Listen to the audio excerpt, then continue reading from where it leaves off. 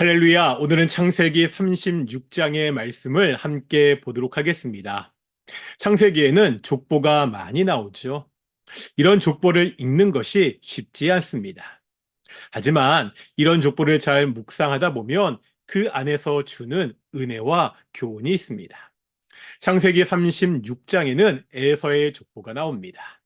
이 에서의 족보를 통해 생각해 볼 것이 있습니다.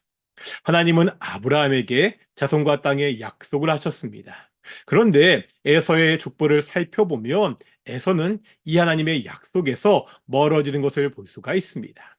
왜 에서는 하나님의 약속에서 멀어졌습니까? 먼저 에서가 누구와 결혼했는지를 살펴봐야 됩니다. 2절에 보니까 에서는요, 가나안 땅의 여자를 아내로 맞이합니다. 가나안 땅은 자기가 살던 곳입니다. 살던 땅에서 쉽게 만날 수 있는 가나안 여인 중에서 아내를 택했습니다. 너무나 당연한 선택으로 보입니다. 여기서 에서의 아버지인 이삭이 아내를 얻는 과정과 비교해 보겠습니다. 아브라함은요, 자신의 아들 그 이삭의 아내를요, 가나안 땅의 여인 중에서 구하지 않았습니다. 창세기 24장에 보면 아브라함은 자신이 가장 신뢰하는 종에게 이삭의 아들을 구하라고 합니다.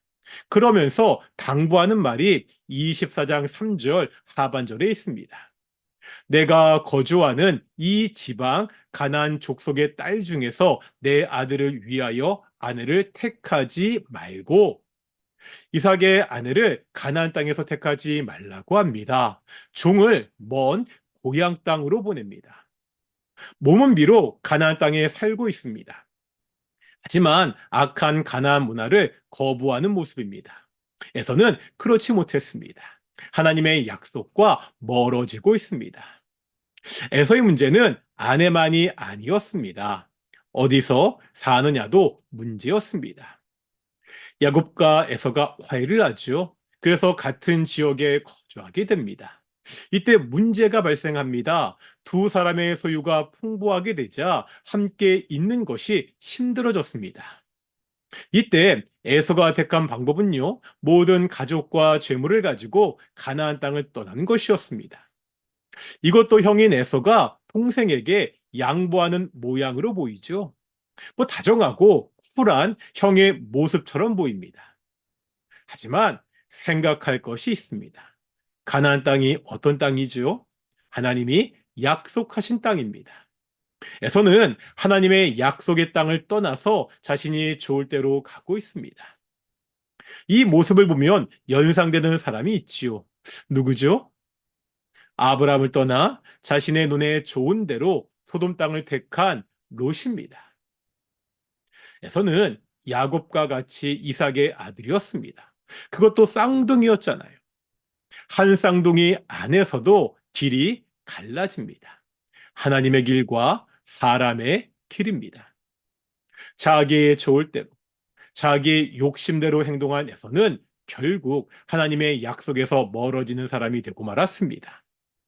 당장에 마음에 들고 내 눈에 차더라도 그것이 하나님의 뜻이 아니라면 거절할 수 있어야 됩니다. 이것이 하나님이 원하시는 것인지 분별할 수 있어야 됩니다. 에서는 하나님의 뜻을 분별하지 못했습니다. 하나님의 뜻이 아니라 자신의 뜻대로 행동했습니다. 그 결과 하나님의 복에서 멀어지는 사람이 되고 말았습니다. 오늘 하루도 하나님의 복과 더욱더 가까워지는 삶을 살아가는 우리 귀한 성도들이 되시기를 소망합니다. 기도하겠습니다. 거룩하고 존귀하신 아버지 하나님, 우리가 살면서 우리 눈에 좋은 것이 보일 때가 있습니다. 그러할 때더라도 하나님의 뜻이 아니라면 거절할 수 있는 용기를 우리에게 주십시오.